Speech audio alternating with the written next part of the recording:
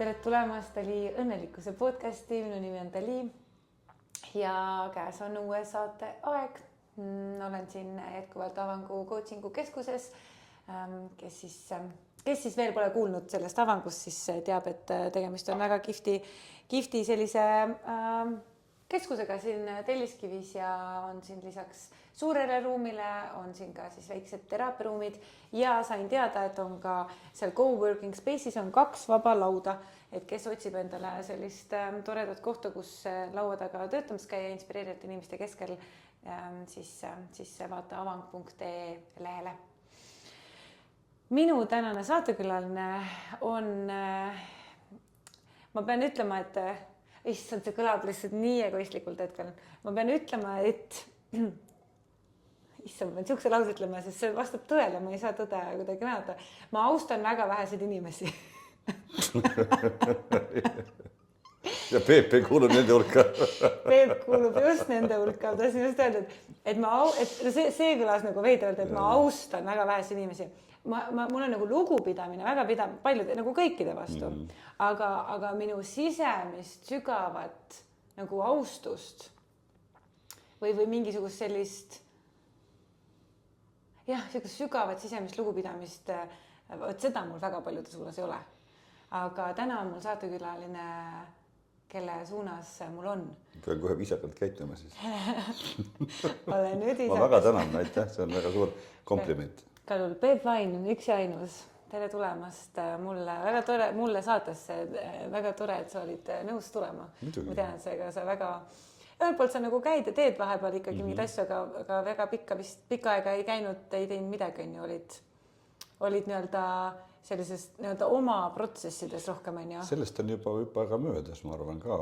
Ja viimati kutsus Maria Paidar mind oma podcasti, et ma ikka aeg-ajalt vahel mõnes saates käin ja ma ütlen enamikule mulle tundub. Ma arvan, et paljud julge küsida lihtsalt, on ju? Ei tea. Ei, ma ikkagi ütlesin paarile, et mitte praegu eri põhjustel. Üks oli nagu, mõtlesin, et tehke veel ja siis kunagi hiljem. Midagi sellist. Aga üldiselt ma ütlen jah. Sulle ütlen ma hea meelega jah. Ei, ma tean, ma mõtlesin kohe hea sulle. Ma arvan, et ei ole olnud küsimust, millele sa pole mulle hea öelnud. Nüüd mõtlen, et ma peaks võib-olla rohkem küsimusi küsima. Sa oled elanud ühe väga vinge elu senimaani. Mis elu sa praegult elad? Sa vahepeal olid palju aastaid olid sa väga tugevalt pildis koolitajana, Eesti tippkoolitaja on ju esimene, kes käis seal Ameerikas. Ma kujutan ette, et väga paljud teavad sinu lugu. Siis sa minu meelest olid ikkagi mõned aastad ikkagi täitsa oma, et mitte kasutada sõna kadunud, aga ma olin ikka 7 aastat kodus, nagu praegu 7 aastat Tiibetis. Ma olin umbes 7 aastat täitsa nagu endaga ja nüüd sa oled vaikselt tagasi tulnud juba paar aastat, teed neid rännakuid, muutuse rännakuid. Teine plaat tuleb kohe sul välja või teil tuleb välja, on ju. Et nüüd oled sa tagasi justkui. Mis elu sa praegult elad või kuidas? Just ennem rääkisime ju, et viimane 6 aega ma elan natuke nagu survival mode'is või nii, et trennis saaks käidud ja kodu saaks korras hoitud ja natuke selline jõuetu tunne on, et ma muidugi kirjutan praegu, olen lõpusirgel, või kuskil 2/3 lõpus, et uut raamatut ja näiteks 2-3 nädalat, viimase 3-4 nädalat on nagu väga väike tähelepanu, väike jõud, väike progress selles suhtes ja see natuke kurvastab või ärritab isegi, aga üldiselt ma niimoodi võiks öelda, elan ühe külje pealt isiklikku elu ja teise külje pealt ma valmistan ette neid rännakuid ja üleeile just me tegime ühe. Et see on mulle nagu lifeline või selline nagu mitte päästerõngas, vaid eluliin pigem, mida mööda liikuda. Et me oleme neid rännakuid teinud nüüd juba 2 aastat avalikult. 1 aasta tegime veel salaja. See oli 25, nii et ma katsun võtta iga kord uue teema ja siis kuidagi sõnastada oma kogemused veendumused ja ka küsimused sellega seoses, nii et inimene, kes siis kuulab ja me saaks neid samu küsimusi enda käest küsida. Et see on mul selline, nagu võttes põhitöö, et korra kuus ilmuda inimeste ette, mida me salvestame, me teeme sellest ka live-ülekande ja ma niimoodi vaikselt koostan sellist raamatukogu, kus siis need 3-tunnised rännakud, mida me teeme koos Ahto Aabneri ja Raun Juurikasega muutuse nime all, saaksid kas siis nii täies mahus kui ka tükeldatuna inimestele kättesaadavaks, et saaks inimesed ise mõelda enda peale, oma elu peale ja seda, ja siis ma katsun oma kodu ja kodu sisse seada, uut kodu ja mul saab maal üks uus maja valmis, nii et selline päevad täituvad justkui nagu ei millegiga. Ja samal ajal ei ole häda nagu midagi, et rõõmu on rohkem kui sellist tõsidust või morni olekut ja umbes sellist elu elangi. Kas sa oled õnnelik? Ma olen õnnelik ja ma ei tunne ennast küll õnnelikuna iga päev, iga kell, aga ma küsiks, et kuidas seda mõõta, siis mul jäi ütlemata see üleeile õhtul, et mis see nagu mõõdik on ja mõtlesin, et mille poole me püüdleme mina ise olemise juures või tahaks öelda õnnelik olemise juures. Minu mõõdikud oleks, et ma olen rahus ja ka rahus pigem, et ma olen rõõmus ja et ma olen kindel. Ja neid 3 asja mul on küll. Nii et selle nurga alt olen ma õnnelik ja mina tahaks öelda, et selline sellist nagu tavamõistes eufoorilist õnne otsida ja iga päev nagu tahta, et seda natuke palju võib-olla. Aga loomulikult see on trikiga küsimus, ma olen seda teistelt küsinud ja sellele küsimusele niimoodi lapsemeelselt ja rõõmsalt vastata jaa, muidugi tundub isegi ohtlik pisut või natuke selline võib-olla rumal. Kui siis nagu tagasi astuda samm ja analüüsida või mõelda, siis eestlane minus ütleks, et ei ole väga midagi kurta. Järelikult on üpris hästi. Umbes niimoodi tahaks. Jah, et kui öeldaksegi, et need erinevad uuringud näitavad, et inimese nagu põhivajadus või selline, et kõik me soovime olla õnnelikud ja kõik, mis me teeme, baseerub sellele, et me loodame sealt leida õnne või loodame sealt leida siis midagi, mis meid rõõmustab, aga et siis jälle küsimus, et mis see õnn siis on või mida me siis taga ajame, et tõepoolest, et see siuke eufooria tunne ei ole, me ei otsi eufooriat, aga pigem sisemist rahu, on ju. Ja samas üks mingil artikkel hiljaga lugesin, mees ütles sellise asja, et me kõik vajame endale sobivat stressitaset. Me kõik vajame teatud hulka pinget.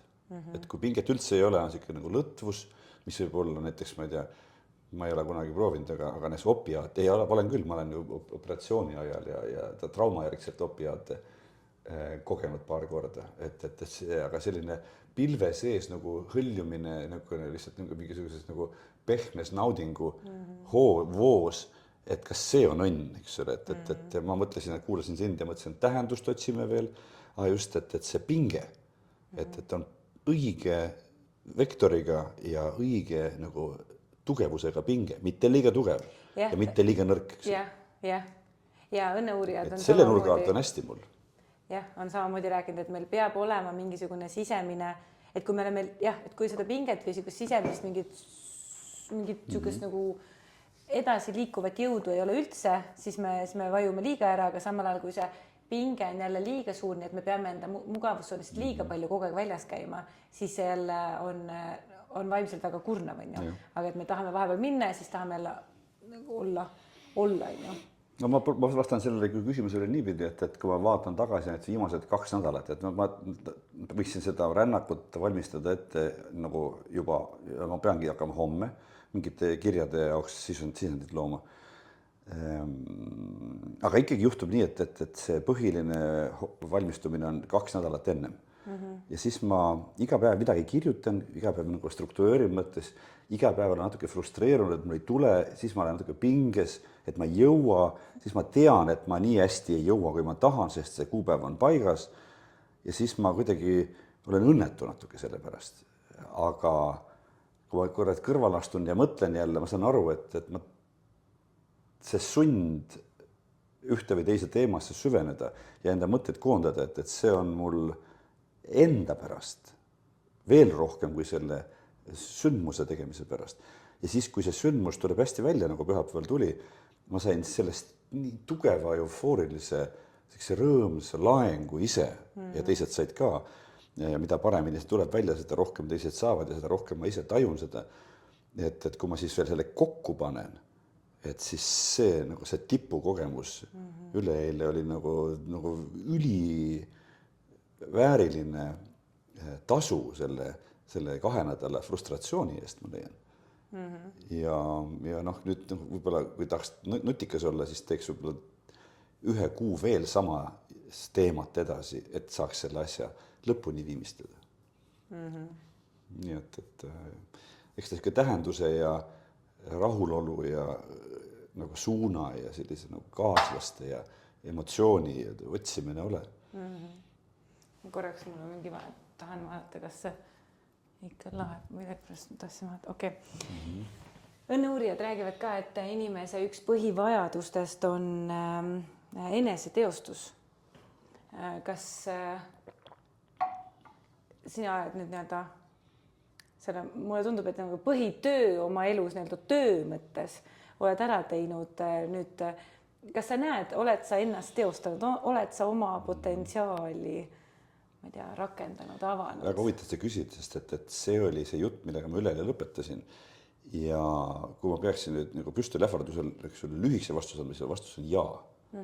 Aga see teatud mõttes on ikkagi selline nagu liikuv märklaud ja me ei tea, missuguse uksi järgmised arengud avavad. Nii et selles mõttes seda päris nagu tuimanäoga jälle jaa vastata ei tohi, aga ma ütlen enda eest ja siis ütle sina enda eest, et mida ma selle all mõtlen, et ma mõtlesin nagu eneseteostuse 2 asja.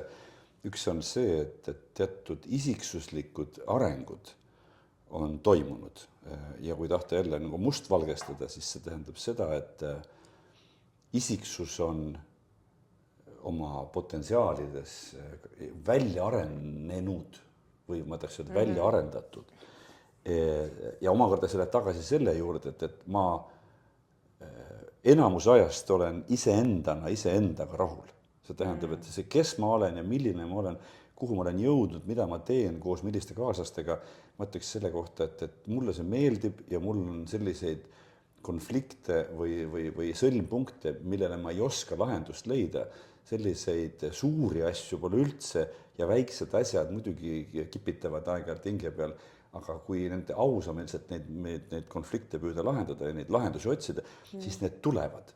Ja siis selline, ma tean, et kui ma ise vaataksin praegu seda videot ja kui ma kuuleksin ennast ütlemas, et ma olen oma isiksuse lõplikult, täielikult välja arendanud, siis ma tahaks esimese hakata naerma, et palju õnne, miks sa nii rumalat juttu räägid, eks ole, aga selle juurde käib varjuprintsiip, mis on mind aidanud 17 aastat, kus ma katsun kõiki negatiivseid ja positiivseid potentsiaale külla pealt nagu tagasi tuua endasse ja selle tulemus on see, et mind väga vähe on asju maailmas, mis mind ärritavad või nagu pärast närve jäävad, eks ole, et ennem oli kõvasti rohkem. Et see on üks pool, et ma olen justkui kas siis jõudnud või jõudmas sellisesse kohta, et kui ma vaatan seda loomuomast inimeseks olemist, pluss siis nagu kasvatuse ja kujunemise poolt saadud ja traumade ja rõõmude poolt saadud kogemuste mõjutusi, et siis seda kui ühte kaardipakki, et siis selle kaardipakiga ma olen välja mänginud peaaegu et maksimumpunktid. Selle kohalt ütleks, et sinna see jaa, mis ma ütlesin esimesena O pealt, ei ole nagu põhjendamatu. Ja teine vastus on see, et vaata seesama Maslow püramiid, eks ole, ja kõik see eneseabiõpikute motivatsioonikoolituse jutt, et enda teostamine. Mulle ausalt öeldes on tundunud see natuke nagu muinasjutt, eks ole, minevikus endale. Ja saamata aru, mis see on, eks ole. Sest et see on, ma olen ise endale ja teistele rääkinud sellist juttu, et kui ma kogu aeg pingutan ja kui ma kogu aeg püüan nagu oma võimetele vastavat tulemust saavuta ja ületan ennast ja niimoodi, et siis mu see võimekus kogu aeg tõuseb, seetõttu ei ole võimalik ennast teostada, sest et see liigub kogu aeg eest ära. Aga nüüd, kui mõelda niimoodi, et inimesena, füüsilises kehas, eks ole, suhetega, rahadega, ametialaselt, et iga inimese elus kõikide nende asjadega ja summaarselt on mingis vanuses tippmoment, kust edasi läheb kas platoosse ja või alla. On ju? Et tore oleks, me jõuame tippu, me oleme seal mõned aastad või paar aastakümmet seal tipus, eks ole, ja siis me hakkame nagu kas füüsilise keha ja siis eluenergia poolest igal juhul maha käima. Aga ma tahan ka öelda seda, et ka ametialase võimekusega me räägime kellegi või kirjutame midagi. Kirjutamise poolt võib-olla sa petad ära, eks, aga kui sina oled 85 ja mina olen mõtleks ka 85 või paneme 95, ma arvan, et meie selline verbaalne eneseväljendus lihtsalt vanuse tõttu langeb. See tähendab, et mina koolitajana, sina koolitajana kaotame. Me ei ole enam nii head, kui me olime. Ja siis on, nagu ma arvan, oluline moment sadulast maha tulla, enne kui väga halvaks läheb.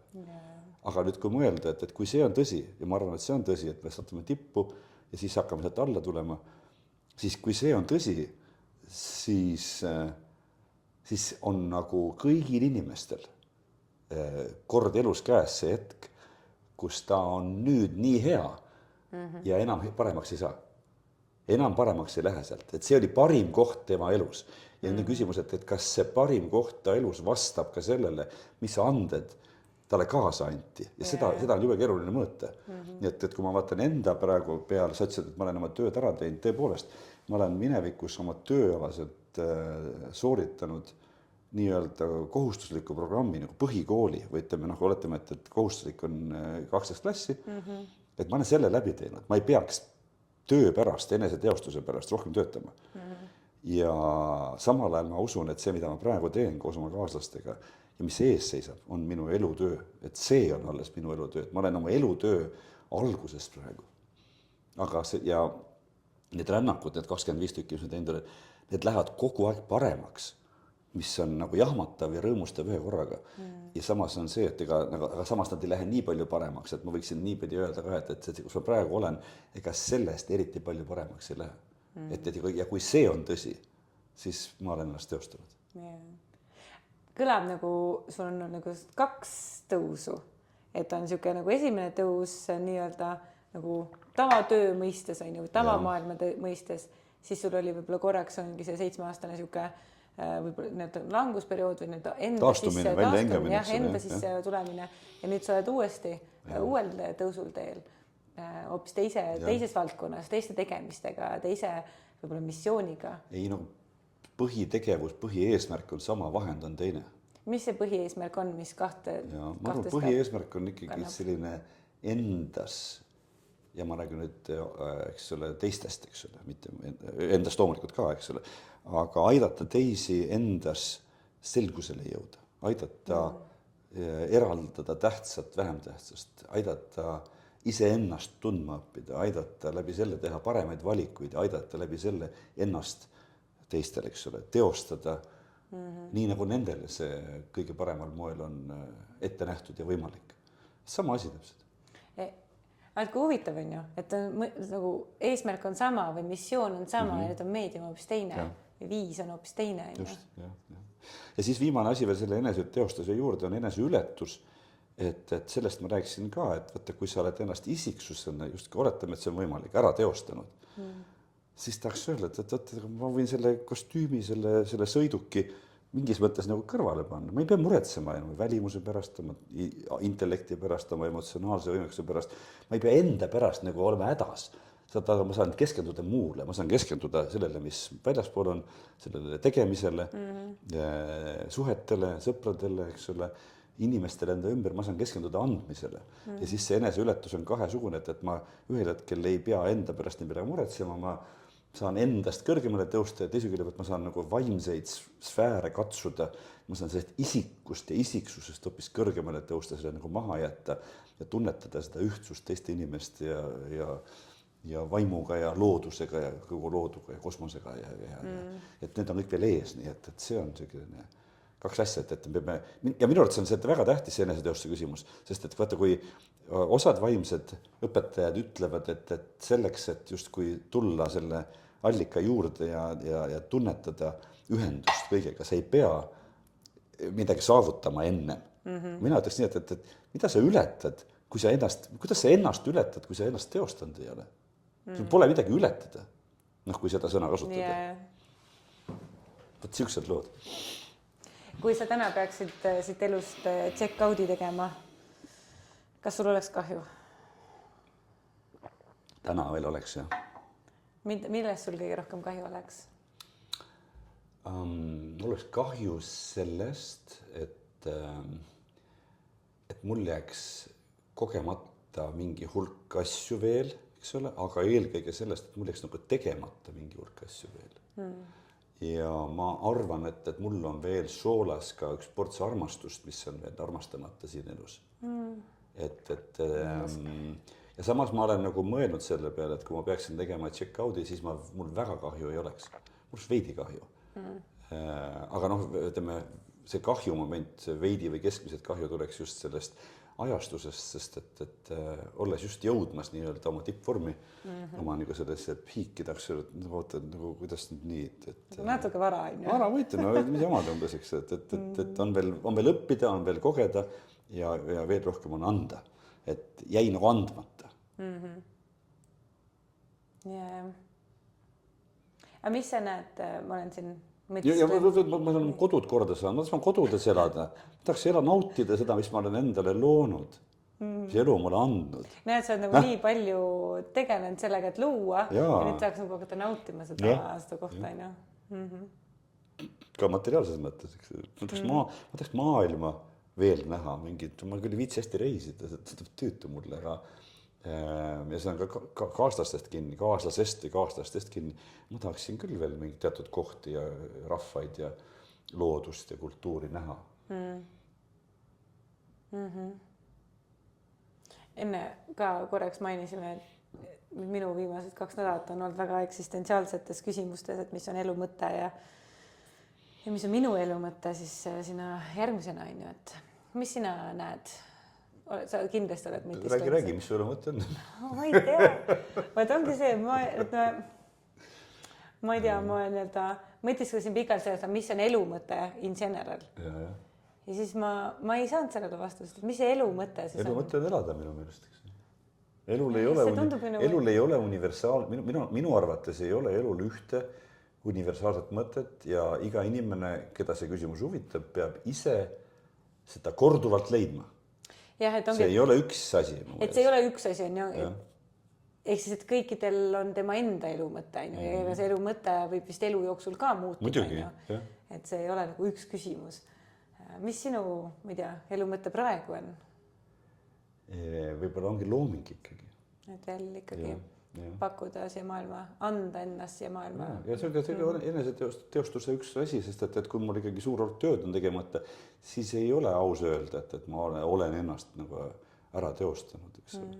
Ja samas ma ei usuga, et see on niisugune lineaarne protsess, et mul on siin punktist A punkti B on eneseteostus, see sai läbi, eks nüüd hakkab mingisugune vaimsete sfääride katsumine eneseületuseks, et see nagu käib käsi käes, eks ole, aga just see võib-olla võitleks niimoodi, et elu mõte on nagu hästi elada, mitte lihtsalt elada. See on nagu loomakombel survive'ida instinktiivselt, seda oskab igaüks ja kõigil meil on kannatusi. Ja siis tahaks öelda, et elu mõte on hästi elada, seda näeb nagu kannatuste määra kogu aeg vähendada, seda heaolu ja tähendusrikkuse määra kogu aeg suurendada ja ikkagi selle ühenduse, nagu ühendatuse, nii inimlikus kui vaimses plaanis selle ühendatuse tajumine. Et elu võiks olla nagu siis nagu ma ütlesin, 3 asja: rahul, rahus, rahulik, rõõmus ja kindel. Ja noh, see on siis hästi suur lihtsustus jällegi. Ma jõudsin ise ka sinna, et elu mõte on olla õnnelik ja mis iganes sama asi teiste sõnadega mõnes mõttes. Et ongi, et mis iganes siis mind, mis ajahetkel, mis eluperioodil õnnelikuks teeb, on ju. Aga et olla lihtsalt õnnelik, et vahet ei ole, kas ma olen et mis see karjäärivalik on, mis see mingid erinevad nagu seisud on erinevates valdkondades, kui me räägime ongi karjäärist, suhetest, rahast, kodust, tööst, tervisest, mis iganes on ju, et vahet ei ole need välised tingimused, oluline on see, et ma oleksin õnnelik. Mul võivad ju kõik need välised tingimused olla, aga kui ma sisemiselt ei ole õnnelik, siis kas see väline on siis nagu elu mõte, on ju, et ei ole ju, tegelikult on ikkagi see, et olla ise. Aga siis ma ütlen ühe asja juurde, millega ma arvan, et sina küll nõusse jääd ja paljud teised veel. Võiks siis öelda, et äkki elu mõte seisneb endale antud sellise andekuse ja võimekuse realiseerimises. Ehk siis, et sa suudadki enda selle potentsiaali, see kõlab jälle nagu motivatsioonikoolituses klišee, eks ole, tõelisuks muuta.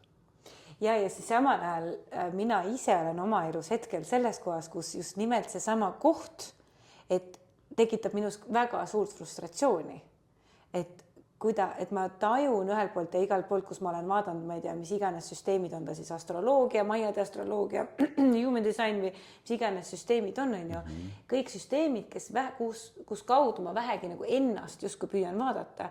Kõik ütlevad, et sa oled nii suure potentsiaaliga, nii suured numbrid, nii nagu sa oled tulnud see suurteks tegudeks. Ja nüüd see sisemine surve ennast realiseerida. Suurte tegude abil. Ja, või et ongi, et teha siis neid suuri tegusid, et kui mulle justkui on sisendatud seda, et ma olen tulnud siia suurteks asjadeks, maailma mõistes olen tulnud siia asju tegema. Ja nüüd ma olen endiselt siin Eestis, ma olen 35, ma olen siin Eestis, ma teen oma neid asju. Ja siis on see, et aga kas ma siis nagu realiseerin neid andeid või seda potentsiaali või kust ma tean, et ma realiseerin ja kui ma ei realiseeri oma neid väidetavaid suuri potentsiaale, kas ma siis raiskan oma elu? Ma ei tea. Mina austan sind ka väga ja mina austan sind täpselt sellisena ja ka kui sina ainult Eestis teeksid suuri tegusid, austaksin sind väga-väga ka. Ja muidugi siin räägib minu enda võib-olla väiksus või väiklus, eks ole, et kui ma noor mees olin ja ülikoolist tagasi tulin Ameerikast, siis ma olin ühe külje pealt sunnitud seda tegema, kuigi ma oleksin võinud seda nii-öelda eirata. Ja teise külje pealt ma tahtsin omale Eesti lapsi näiteks. Ja siis ma ratsionaliseerisin selle ära öeldes, et ma eelistan olla suur kala väikses tiigis kui väike kala suures tiigis. Ja minu elu on täpselt nii läinud ja mina olen samamoodi sulle mõelnud, fantaseerinud maailma vallutuslikke mõtteid ja nii edasi ja ma usun, et mul on kõik anded ja jõud selleks olemas ja siis mingil hetkel ma natuke nagu sellise kibestunult nagu loobusin sellest ja ma võiksin ja praegu, kuna on uued võimalused ja uus maailmakord nii-öelda interneti ja online'i asjadel näol, ma võiksin seda kõike ju praegu teha, aga ja võib-olla ma teengi, aga kui mina enda eest öeldes seda ei tee, siis mulle surmahetkel, vaat sellest küll mingit kripeldust mulle ei jää. Mul on praegu see koht, et kas see küsimus just, et kas ma elan nii suurelt, kui suureks mind on loodud. Aga sul on nii palju aega veel ees. Tõsi, see on üks asi, üks koht, mis mind lohutab ja mis nagu natuke hellust enda osas sisse toob. Sul on palju ette näidata, sa oled palju teinud, eriti oma vanuse kohta, eks ole, või ütleme niimoodi, minu arvates saad ja ma natuke fantaseerin, sa täpselt õiges kohas anda vanuse peale. Et sa ei ole nagu mina arvan, et sina oma tegude mõttes graafikust, kui sulle päriselt on see ette antud, ei ole graafikust maas. Lugesin kunagi ühte raamatut, mis üks New York Timesi ajakirjanik kirjutas, kus ta uuris edukaid inimesi ja ta leidis põneva seose selle vahel, et ta vaatas, ma ei tea, 500 äkki Ameerika kõige rikkamat inimest ja ta avastas, et väga-väga-väga suur enamus sellest kõige rikkamate inimeste pundist olid sündinud umbes 5-aastase ajaakna sees. Ja siis, kui ta hakkas vaatama, et miks nii on, et miks on nagu selles vanuses või selles ajas sündinud inimeste hulgas nii palju rikkaid, siis ta avastas, et sel ajal, kui nad hakkasid oma päris raha teenima, vist oli, et siis kui hakkas tulema see suur revolutsioon seal Ameerikas, siis nad olid õiges vanuses.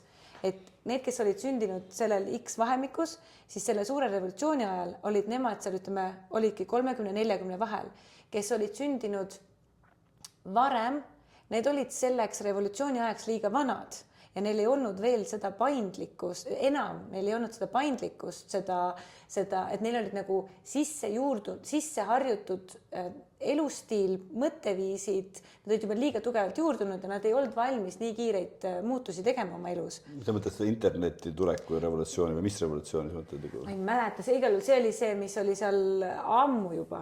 Ma ei tea, millal see suur revolutsioon oli, 50-ndatel, 60-ndatel, igal juhul see point jäi mul meelde, et need, kes olid sündinud varem, olid selleks revolutsiooni ajaks liiga vanad ja need, kes olid sündinud hiljem, olid selle revolutsiooni ajal 20-ndate alguses. Neil ei olnud veel elukogemus, neil ei olnud veel asju ja nad magasid selle oma ajaakna maha või selle nii-öelda võimaluste akna maha, aga need, kes olid sündinud seal teatud ajaaknas, teatud vahemikus, olid selle revolutsiooni ajal nii-öelda õiges vanuses. Parimas loomeeas, eks ole, jah. Ma olen nõus, ma arvan, ega Eestis ei saa muud, et kui see Eesti ülemineku aeg oli, kui see Vene riik ära kadus, eks selle Eesti riik sündis, et siis niisugused nagu minust 10 aastat vanemad olid nagu kõige rohkem nagu pumba juures, eks ole, ja see oli tol ajal nii-öelda võitjate põlvkond, eks ole.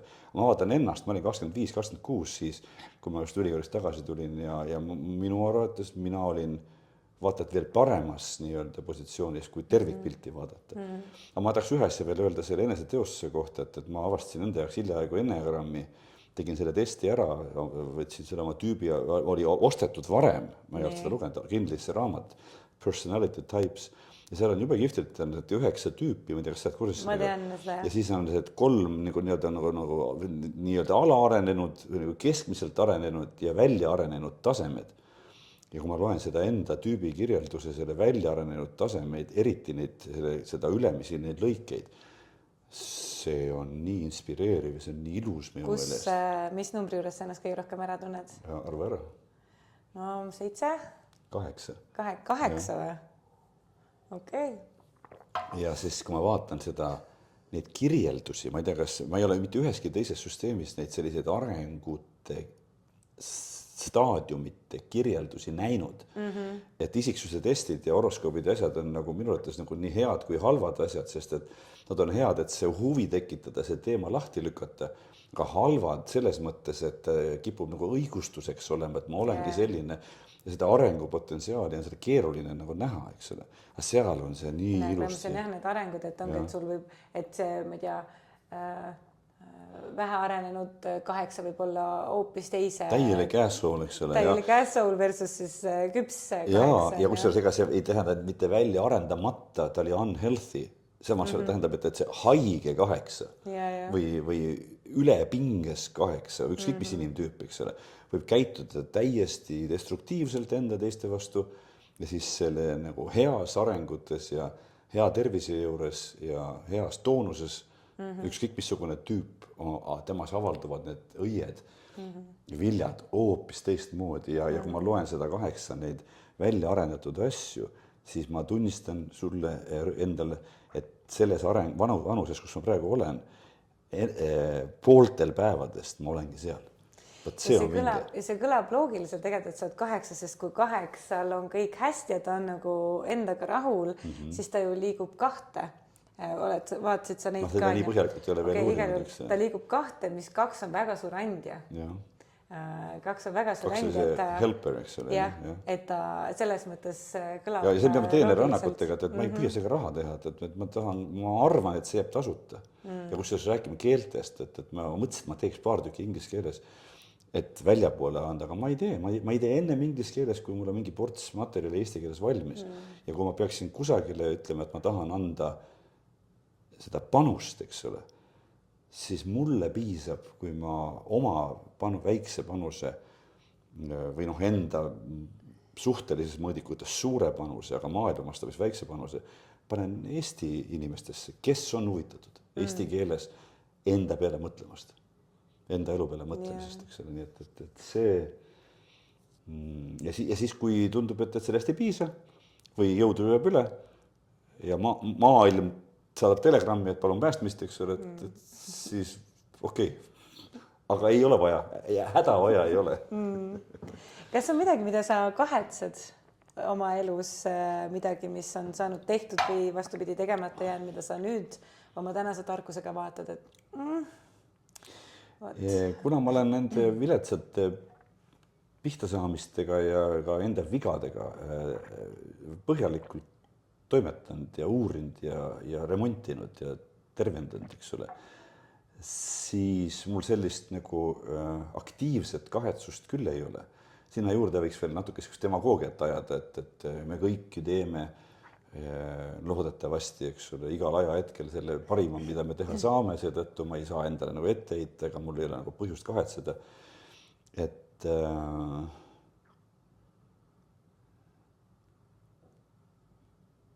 jah, et muidugi ma võin nagu ühe või teise asja kohta öelda, et oleks ju tore, kui see oleks nagu läinud teisiti. Oleks ju tore, kui ma oleksin suutnud seda nagu elada või juhtida teisiti. No kas või abielu lahutus näiteks, eks ole, et me ju päriselt Janega abiellusime sellise igavikulise plaaniga ja see oli minu elu esimene tõeline armastus. Ja siis me isegi fantaseerisime umbes, et 85-sed sõidame Türisalu pangalt koos alla, kui meil on 25-sed umbes, eks. No, kaks imetoredat last on sündinud sellest abielust ja muidugi tahaks niimoodi nunnult olla, et ma oleks osanud ja suutnud ja kulgeda nagu minna sellesse loojangusse, et käsi käes, eks ole, aga nagu ei tulnud välja, no ei osanud, sai tehtud vigu, sai tehtud haiget teistele endale ja asjad läksid nii, nagu nad läksid, eks ole. Aga ma ei oska seda nagu päriselt kahetseda. Et ma oskan seda nagu intellektuaalselt kahetseda, sellise emotsionaalse kahjutunde ma ammu läbi elanud, mis on väga tugev olnud, eks ole. Nii et kaua sa tervenesid sellest lahutusest? Ma arvan, et mingid võib-olla pisikesed lõpud on veel siiamaani tegemata või teha, eks ole, et sellest on 14 aastat möödas. Ainult 14 aastat? Ainult 14 aastat. Või ütlesid ainult? Või ei öelnud, sina ütlesid ainult. Mina kuulsin. Sina ütlesid ainult. Ma just mõtlesin, et ma kuulsin, et ütlesid ainult. Ei öelnud, me saame video pealt vaadata. Võib-olla ütlesin, äkki ma ise panin villast praegu. Aga igal juhul 14 aastat. Ega naljaga pooleks võib öelda ainult, aga just seda, et aga samas, kui ma vaatan, kuidas kõik see mu lapsi on mõjutanud, siis mulle tundub, et nad on pääsenud kergelt suhteliselt. Ja võiks ju fantaseerida, et vastupidise stsenaariumi puhul oleks nendel olnud võib-olla raskem õppis. Mõjutused, eeskujud, mis iganes. Et sa võiks ju kahetseda, et mina ei ole realiseerinud oma fantaasiaid, mis on ka sul, eks ole. Mingit nagu maailmas mingisugust keegi olla või niimoodi. Aga ma mõtlesin ükskord oma enda mingis siserännakus selle peale, et kui ma suudan teatud olulisi asju öelda eesti keeles niimoodi, et teatud mingi väike või keskmise suuruse grupp inimesi eesti keeles saab aru sellest ja siis see, kes tahab, võib selle teistele võõrkeeles edasi rääkida. Et kui ma suudan nagu eesti keeles midagi realiseerida, siis see kõik muu on ainult tehnika küsimus, see ülekanne. Ja samas ma oma tumedal hetkel ma ise mõtlen enda peale nii, et kes mina olen, et mina peaksin kellelegi midagi ütlema minema. Et need ütlejaid igal põlvkonnal on, igas riigis on, igas keeles on et maailm on täis ja selles mõttes, et kõik saaks väga hästi hakkama ka ilma minuta. Aga siis on see, et enda teostust, mul on omad õigused, mul on omad kohustused, ma tahan teha seda, mis ma pean. Ja samal ajal kõik, et kui kõik mõtleksid nii, et kes olen mina, siis keegi teeks, on ju. Ja siis samal ajal, kui palju, tõenäoliselt saad pärast igat rännakut nii palju positiivset tagasisidet, on ju, et inimesed tänavad ja ütlevad, kui palju abi nad saavad, mis tähendab seda, et sellel väljaütlemisel on oma point. On, jah. Et... Üks küsimus, kuidas sa balansseerid, tasakaalustad enda sees oma perfektsionismi ja niisugust, ma ei tea, leppimist inimeseks olemisega või niisugust enese kaastunnet, et ühel poolt see nõue või sisemine tung olla täiuslik ja samal ajal olla kaastundlik enda suunas või hell endaga oma ebatäiuslikkuses? Seal on nagu mitu nõksu. Ma mäletan ülikooli ajast, ma õppisin selle ära, et 95% tulemuse saavutamiseks kulub 8 tundi ja 100% tulemuse saavutamiseks kulub 16 tundi. Ja ma otsustasin, et mulle piisab 95, näiteks nagu eksamiteks õppimisel. Aga selle sinu küsimuse vastus praegusel ajahetkel ütleb niimoodi, et on kohti, kus ma ei tee vähimatki allahindlust. Näiteks oma kodu korras hoid või mingisugused tingimused, et asjad oleks käepärased ja ei oleks liigset kola ja kodu oleks korras ja aed oleks korras ja niimoodi, ja füüsiline keha oleks korras. Seal ma ei tee peaaegu vähimatki allahindlust. Aga näiteks kui töö osas rääkida, siis seal reguleerivad tähtajad. Et näiteks see sama pühapäevane rännak, Maskita mina tegin selle ära, salvestasin selle ja ma ei kavatse seda ümber teha. Ma olen mõelnud, et ma peaks stuudios tegema iga rännaku kondensaadi perfektselt. Ja ma ei ole veel jõudnud selleni. Ma loodan, et sa ei jõua ka, sest see perfektsus, mis teil seal on, see ongi perfektne. Jah, ma tahaksin sõnastada nagu täpselt, kõik head asjad ära öelda, mis mul pähe on tulnud, mis ma õppin tulen ja avastan tulen. Et selle perfektsuse annab tähtaeg. Ja näiteks, kui ma teen uut raamatut praegu, siis seal ma kasutan ka abilisi selle jaoks ja ma ütlen, et paneme kõikide selle tarkuse kokku, eks ole, ja siis las jääb nii. Aga ma oma teksti loen, siis ma tahan, et seal oleks faktiliselt täpne ja ma tahan, et mul ei oleks endal ise üle lugedes häbi, et ma olin siin seal liiga edev või suurustav, eks ole, või kuidagi moodi ütlesin midagi sellist, mida ma tegelikult ei mõelnud. Ma ei oska öelda, kas see vastab su küsimusele. Jah, ma ise märgan endas ka sellist pidevat, miks ma küsin, ongi just sellepärast isiklik huvi on, et see ühepoolne see sisemine perfektsionism, mis kuidagi nii tugevalt lükkab tegudele ja siis samal ajal see siuke, et ühelt poolt nagu see perfektsionism või see nii-öelda loomis- ja muutmisvajadus lükkab tegudele ja see on nii-öelda kandev jõud on ju, mitte kandev, aga tegudele lükkav jõud. Aga teiselt poolt see võib olla väga tugev demotivaator, et kui siis läks kandvaks jõuks saab siuke pidev rahulolematus, et ei ole seda rahulolu sellega, mida ma olen teinud või mida ma olen loonud, vaid selle perfektsionismi tõttu on seal pidev rahulolematus, siis tekib ühel hetkel nagu nii suur plokk, et üldse nagu ei taha hakata tegema. Ei tahagi, just, jah. Sest seal nagu nii, ma ei ole ju lõpuks rahul sellega, sest see perfektsionismi nõue on nii suur. Ja mina ise olen küll väga teadlikult teinud tööd sisekõnega või sellega nagu teadlikult õppinud olema endaga hell või teadlikult õppinud olema endaga kuidagi nagu kaastundlikum või et ongi, et ma ei tea, praegu oligi raske aeg ja on okei, et ma ei teinud ühte või teist või et ma ei tea, et kuidagi tuua teadlikult seda pehmust vaatesse iseendast nagu enda suunas. See on mul tuttav ja ma olen seda teinud ja siin tuleb valikuid teha, et kus on läbirääkimiste koht ja kus ei ole. Nii et see nagu tagasi nende tööteemade juurde, ma olen sellest tõesti aru saanud, et kui ma tulen piisava ettevalmistusega, mis ei ole loomulikult täiuslik ja ma suudan kohal olla ja avatud südamega välja anda seda, mis ma tol hetkel päriselt nagu mõtlen ja tunnen, siis see, mis inimesega, kes vastu võtab, juhtub, see väljub mu kontrolli alt ja see ei peagi seal olema ja siis juhtuvad üldiselt ainult head asjad ja see tulemus kokkuvõttes on väga hea. Ükskõik, kas ma püüan seda kuidagi nagu täpseks ajada viimase peale või ei püüa. Ja, sest et see kogemus, mida inimesed saavad, on sinust kontrollimatu. Just nimelt, see on nende kogemus, eks ole. Et mina olen justkui keskkonnalooja, kes siis lööb selle heliargiga selle tooni lahti ja inimene siis oma sisemere lainetel purjetab ja uurib ja tunnetab. Ja kui panna sinna juurde, et igal juhul sina annad endast parima. Ja siis ongi see, et siis sa oled sina andnud endast parima 50% ja siis see, milline see tervik kokku kõlab, on siis selle iga vastuvõtja omapoolse 50%-ga. Ja selles sina juba midagi vastutada ega kontrollida ei saa. Ja tähtsad, rohkem loeb see tema 50%. See on suurem. Sest see on tema kogemus. Tema oma ja see dikteerib, mis pärast juhtub. Eks? See on nagu filter või vahetükk. Sa oled 2 korda parandanud ennast selle kohaga siin meil praegu vestluses rahul versus rahus. Mis on sinu jaoks nende 2 erinevus? See rahus on siuke sügavam kui meelest. Rahul on selline natuke hedonistlik või selline, ütleme, rahul oled sa, kui sa oled kõhu lemmiksöök ja jooki täis söönud ja joonud heas seltskonnas, siis oled sauna ja siis on õues on soe, lind laulab ja siis sa niimoodi täiesti rahul, eks.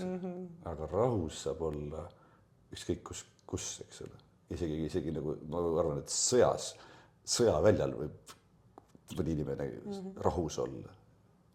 Eriti kui ta, et oledki, et rahus tähendab selles mõttes nagu kohalolekut mu meelest või sellist enda ja kõigiga nagu ühenduses olekut.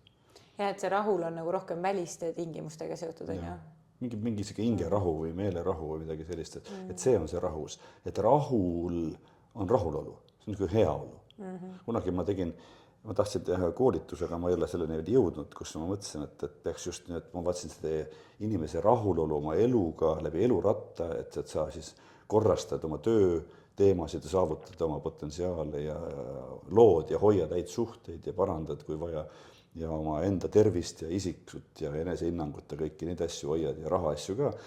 Aga see on justkui selles, ma ei mäleta seda mudelit, aga see esimene oligi rahulolu.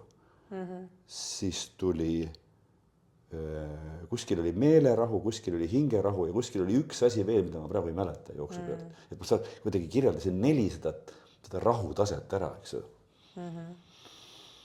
Aga kui vaimseks inimeseks ennast pead? Ma täpselt ei tea, mida sa selle küsimusega mõtled, eks sulle, aga järjest rohkem.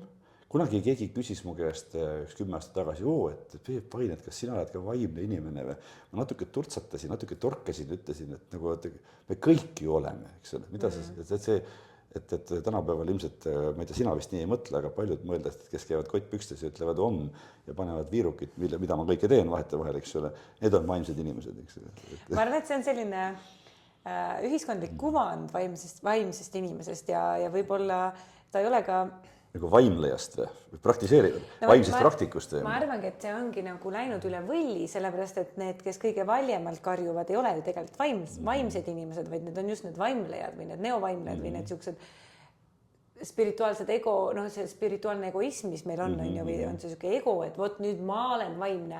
Ma olen vaimsem kui sina. Ja et mina olen nagu rohkem valgustunum ja rohkem kaugemale jõudnud, et mina kannan, ma ei tea, laiemaid kottpükse ja põletan rohkem viirukit, on ju. Ja ma arvan, et sellest äärmusest on tekkinud see siuke hoiak, et ongi, et vaimsed inimesed on need, kes oma riideid ei pese ja juukseid ei kammi ja seda viirukit kogu aeg käivad ja põletavad, on ju. Et tegelikult see ei ole tõde. Ma mõtlen, ühe asi, mida võiks mõõdiks võtta, on see, et kui palju kellelegi siirast alandlikku huvi on selle vaimsuse kui teema vastu, eks ole. Teise külje pealt ma ikka ei lähe nendesse 10 aasta taguse jutu juures, et me kõik oleme minu arvates vaimsed olendid füüsilises kehas. ja sama sinna vastu võib panna keegi materialistliku maailmavaate, ütleme, et ainult on aatomid, eks ole, luud ja kondid, laud, klaas ja kui on surm, siis on nägemist. Ja minu õpetaja Ralf Metsner, kes on surnud juba, eks ole, füüsilisest kehast lahkunud, tema ütles selle kohta ülikihvtilt. Ütles, et vaimne spiritual tähendab vaimude olemasolu tunnistamist. See on vaimne. See, kes tunnistab vaimude olemasolu, et on vaim ja vaimul on avaldunud vormid, eks ole, et see on vaimne inimene. Ja see mõte ja see definitsioon on mind 14 aastat saatnud, et see on nagu hästi öeldud mu meelest. Ja selles sfääris olen ma niimoodi kuskil algajate ja keskmiste vahel. Või kõige keskmine umbes selline. Et mul on vaimseid kogemusi ja ma nagu olen midagi tundnud ja kogenud ja näinud, aga samas, kui ma panen juurde oma sellise loomupärase mina ja oma kogu enda minevikku, no siis sellest materialistlikumat ja materiaalsemat inimest on päris raske leida, et käisin kunagi astroloogi vastuvõtul, kui ma olin nagu ilgelt segaduses ja ma olen mõelnud, peaks uuesti minema, see oli 19 aastat tagasi. Ja see naine ütles, et sinu tähtede seis näitab, et sinule on antud võime materiaalset maailma nagu mõjutada ja luua. Et see materiaalse, mis puutub ka raha, eks ole, ja asju, et selle nagu mateeriaga toimetamine on sinu anne, et kasuta seda. Selle koha pealt tundub, et oled oma ande siis ju realiseerinud. Ja samas ma tahaks öelda, et see omakorda ei ole vastastikku välistav vaimsete sfääride, kõrgemad teadvuse sfääride nagu tunnetamise ja kogemisega. Need ei ole üks või teine. Ja minu meelest on just eriti põnev see, et kui me vaatame tänast Eesti ühiskonda, siis minu meelest te olete ju 3 sukest musketäri meil siin, sina, Urmas Sõõrumaa ja Alar Tammingut. Just, Alar Tamming on ju, et te olete nagu, et te olete selles mõttes läbivad jooned, et te olete kõik ennast materiaalselt väga kenasti realiseerinud ja samal ajal olete kõik ka omas nii-öelda vaimses maailmas. Plekki on ja kottpükse võib ka kanda, eks. Kui väga lihtsustada. Tõepoolest, need ei ole teineteist välistavad. Ei ole, jah. Kui vaimne inimene sina oled? Enda arvates või teiste arvates? Ma arvan, et minu tugevus on minu sünnipärane sügavus. Et ma arvan, et ma mäletan, tegelikult ma olin äkki mingi 10-kas ainult, kui mu tol hetkel linnapeast onu, ta oli Paide linnapea ja väga siuke kubeetud inimene, siis tema oli kommenteerinud mu vanemale, et Keteriga on nii huvitav rääkida, nagu täiskasvanuga räägiks. See oli hästi suur kompliment mulle. Ja see on ka üks põhjus, miks ma olen nii kaua aega, ma mäletan, ma olin gümnaasiumis, kui ma juba käisin psühholoogi juures ja mitte nii väga. Mul oli mingid väljakutseid ka seal, ma ei tea, emaga suhtlemised ja asjad, mis tol hetkel läksid natuke pingeliseks, aga mul oli rohkem isegi niisuguseid suuri eksistentsiaalseid küsimusi, millele minu eakaaslased ei osanud vastata, sest nad ei osanud isegi mõelda niisuguste asjade peale. Et ma arvan, et minu tugevus on minu naturaalne sügavus, ma kindlasti olen pigem vana hing ja niisugust nagu universaalset mingisugust, ma ei tea, mingit tarkust või midagi minusse voolab, aga ja siis teiselt poolt on selline, ehk siis, et ühelt poolt justkui nagu päris vaimne, aga samal ajal ma hästi maine. Et see ka maiade astroloogias ja kui ma siin veel mul ema on suur astroloogia fänn ja numeroloogia fänn, siis mingi asteikide horoskoobil toimub ka pilliroogi, ehk siis seal tulevad kokku need, et minu tugevus on just see, et ma nagu ühendan seda vaimset või taevast maailma ja siis seda maist maailma, et ma olen justkui nagu nende 2 maailma vahel neid kokku tooja. Et selles mõttes ma saan öelda, ma arvan, et ma olen jah, see vaimne inimene, tõepoolest, et kui öeldakse, et jah, ma olen vaimne inimene. See või viider küsimus. Natukene nagu, ma tundub, et küsimus on hea, aga see, kui ma vastaks jah, ma olen vaimne inimene, paneks mingisuguse sellise sildi külge, mida ühiskondlikult on natuke nagu naeruvääristatud või kuidagi nagu alandatud seda silti. Aga mõtleks nagu niimoodi, et minul on raske defineerida täpselt hinge ja vaimu ja nende suhet omavahel. Siis üks inimene, kuna ma ütlesin seda üleeile, siis üks hea ammuaegne klient ja sõber ja inimene kirjutas mulle, et tema saab nii aru, et nagu see hing on kui piisk nagu vaimu ookeanist, eks ole, vaimu mereveest või niimoodi. Et mõtleks nagu niipidi, et kes inimestest nagu aktiivselt tegeleb oma hinge eest hoolitsemisega, siis võiks öelda, et kui see ookeani metafoor toimib, eks ole, ja mina arvan, et see on väga hästi öeldud, et siis see, kes oma hinge eest hoolt kannab, see ongi vaimne inimene. Ta nagu peab seda tähtsaks, ta peab seda reaalseks. Ja siis teine inimene jällegi ütleb, et mis need tunded siia loevad ja ma olen sellest kõigest üle, mis muga juhtus ja elame siin elu ja teeme oma tegemisi ja ärme üldse muretse asjade pärast ja natukene, ütleme, raskel hetkel ikkagi nagu kipub nagu võib-olla põdema või endasse vaatama, aga paljud inimesed ju on sellised, kes ei palu abi ja ei otsi lahendusi, ei püüa tervet ravida ennast. Ja ma arvangi tegelikult mina paneks siia juurde, et vaimne inimene on see, kes küsib küsimusi endalt eelkõige. Miks ma käitun nii? Kuidas ma selle olukorra lõin? Mis on minu vastutus minu enda väljakutsetes? Milliseid mustreid ma kannan? Kuidas ma neid mustreid saan muuta? Mis on mu vanemate pärand mulle, mida ma võib-olla ei taha endas kanda või mida ma valin või mida ma ei vali kanda enam? Et kes hakkab nagu küsima selliseid sügavamaid küsimusi või et ma ei tea, ongi igas asjas või kes ka usub võib-olla natuke seda nagu suuremat pilti, et ongi kas või mingid sellised kliseeks juba muutunud laused, et igas asjas on midagi head, on ju, või ma ei tea, kui sulgeb uks, siis avaneb kuskil aken, on ju, või et millegi pärast on miski vajalik või kõik on nagu on, et kui need mingisugused vastutust nõudvad küsimused hakkavad tekkima ja siis, kui sinna tekib järgmine samm veel, et ma lähen neid vastuseid uurima kellegi juurde või kes iganes, mis moel, on ju. Ja siis, kui sinna tuleb veel juurde need sellised vaimsed väärtused, et kõik ei ole mustvalge või kõik ei ole nagu ainult see, mis silmaga on nähtav, on ju. Et siis minu meelest tegelikult see on juba, need on juba sellised vaimse inimese kirjeldused. Täiesti nõus. Siis võiks seda küsimust sõnastada ümber küsides, et kas sa oled vaimsete huvidega inimene? Sellele on ja siis sellele on inimene ise vastab ja olen, ei ole ja siis võiks kohe küsida või nii-öelda need kaarte näidata üksteisele, et aga missugused huvid need on sul, eks ole, ja siis ma võin rääkida, missugused minu huvid on, eks ole, ja siis nagu saab okei, nii, et siis või veel sellest nagu veel lahjem versioon küsida, et kas sind psühholoogia ja just nimelt enda psühholoogia huvitab.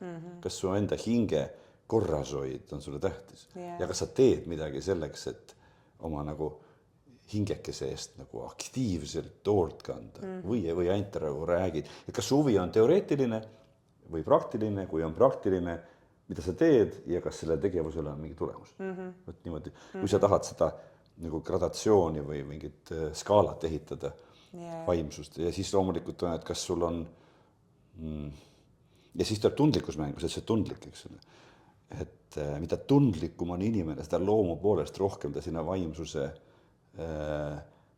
sfääri kaldub, sellepärast, et ta kogeb enda tahtest sõltumata see asju, mida paljud teised ei koge ja ongi kõik, eks ju, ongi kõik. Jah, mida rohkem, mida avatumad, mida tundlikumad oleme, seda rohkem me näeme, et okei, maailm ei ole ainult see füüsiline, mida me siin näeme, on ju.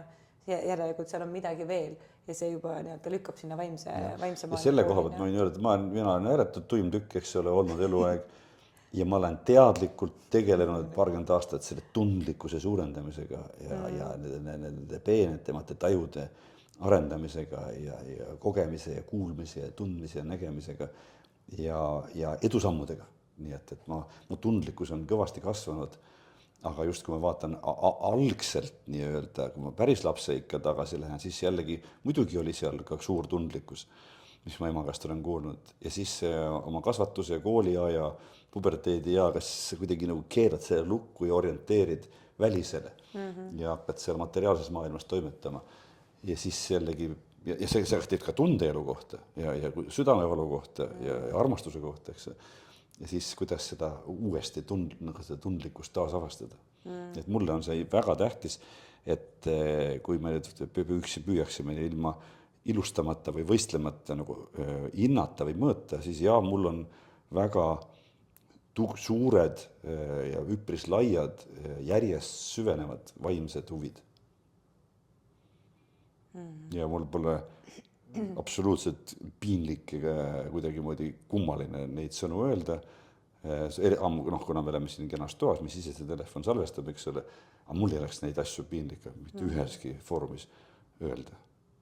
Ja kui keegi valib selle üle naerda või kuidagi olla skeptiline või nagu tahta mind nagu vähendada selle abil, ma siis ütleks, et nagu no ja mis siis?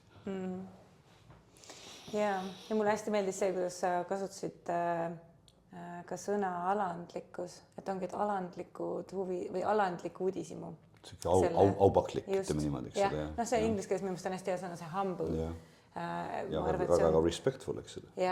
Ja, et ma arvan, et see on ka üks selline, eristab väga tugevalt neid nagu seda, minu meelest see, kui palju on inimeses seda ma ei tea, ongi sellist austusväärset, alandlikku, seda humbleness'i. See on väga tugev eristus, kus maal keegi oma, ma ei tea, vaimsuses on või selles vaimsete uudishimus. Et selles, kui me vaatame seda vaimset ego on ju, või seda uusvaimlejaid, et ma olen nüüd jube vaimne, no siis seal ei ole seda alandlikku austust selle vaimse maailma vastu.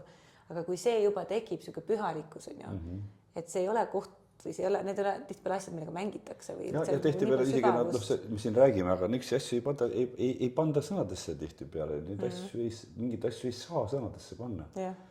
Ja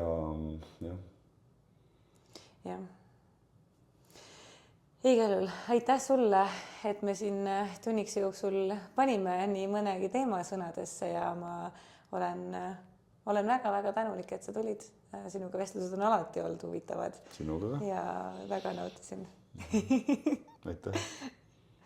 Aitäh, et sa nii ennast... Üks asi, mis mulle sinu puhul meeldib, on see, et sa oled nii ehe või nagu, et sa oled nii nagu päris.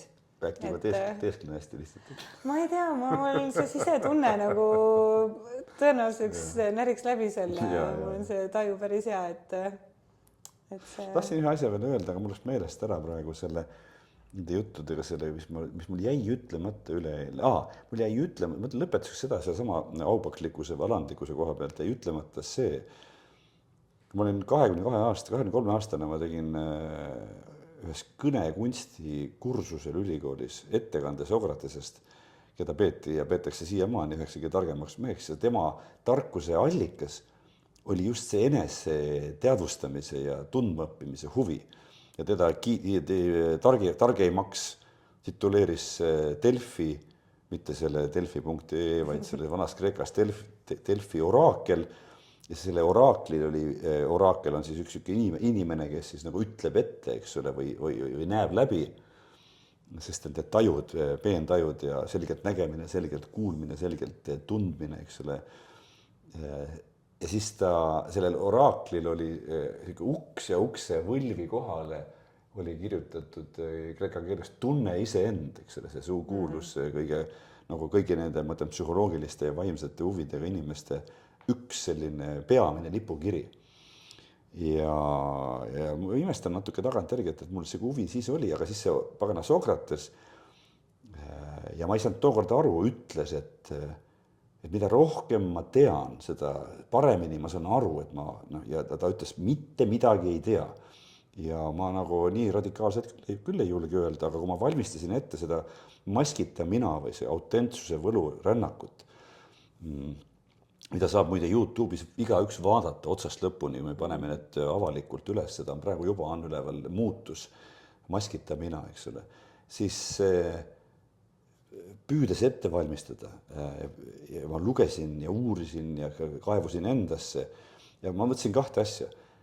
See kirjelduste arv erinevate psühholoogiliste suundade ja ka erinevate spirituaalsete traditsioonide ja erinevate tänapäeva tarkade vahel, see variatiivsus on nii suur ja seal on nii palju vastuolu.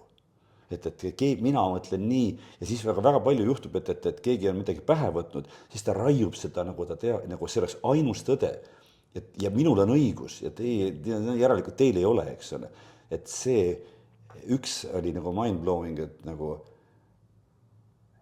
mida rohkem ma uurin ja justkui nagu teada saan, seda suuremaks läheb segadus, et mis siis see huvitav päriselt on. Ja kas ma siis astun samasse ritta, et ma võtan jäiga seisukoha, et ma olen nüüd teinud endale selgeks, et nii on ja ma hoian sellest kinni nagu sellest mingist päästerõngast, eks ole, mingist köiest. See on üks pool. Ja teine pool, mis puudutab inimese isiksuse tüüpi ja nagu sünnipärast loomust ja ka väljakujunemist ja eneseteostust, siis neljane kategoriseerimine või enegrammi 9 või horoskoobi 12 või Myers-Briggsi 16 või midagi taolist. Tahaks öelda, et kuidas 8 miljardit inimest mahuvad kõik ära nagu ühekohalisse numbrisse ja kategooriatesse. Nalja teete või? Ei ole võimalik, et aga kuidagi ja siis seda enam ja selle viimane lause, mis ma tahan öelda, mida ma vist võib-olla ütlesin ka, et ma tõesti ei saa enda ütlemisi öeldes ju teada, mida inimene, kes mind kuulab, vajab, kus tema on enda arengutes, milline on tema sünnipärane anne, milline on tema isiksuse tüüp, mida ta on juba teinud, sest et nagu seda ma küll olen täiesti kindel, et minust väga palju nooremad inimesed meie linnas ja meie maal on mingites arengutes ja ma olen kindel, et sina oled minust mingites arengutes ees, võib-olla 2 või 3 sammu, mitte 1 sammu. Ja mina olen jälle sinust või teistest mingites arengutes ees. See ei ole võistlus. Ja siis ongi see, et kuidas ma saan nagu tursa näoga väita midagi, et ma tean ja et ma tean ka seda, mis sul on vaja. Ma tean täpselt, kuidas sina pead seda tegema selleks, et sul hakkaks parem. Kuidas ma saan seda öelda? Täiesti absurd. Täiesti absurd. Mina ei tea, mina ei tea. Ja siinkohal ma ütlen, et ma vist hakkan sellest Sokratese jutust aru saama ja ma arvan, et ta ei püüdnud inimesi eksiteele viia ja ta ei püüdnud tekitada seda spirituaalset ego endale. Mina nüüd küll midagi ei tea. Mina ei tea üldse midagi. Olen kõige targem, aga midagi ei tea.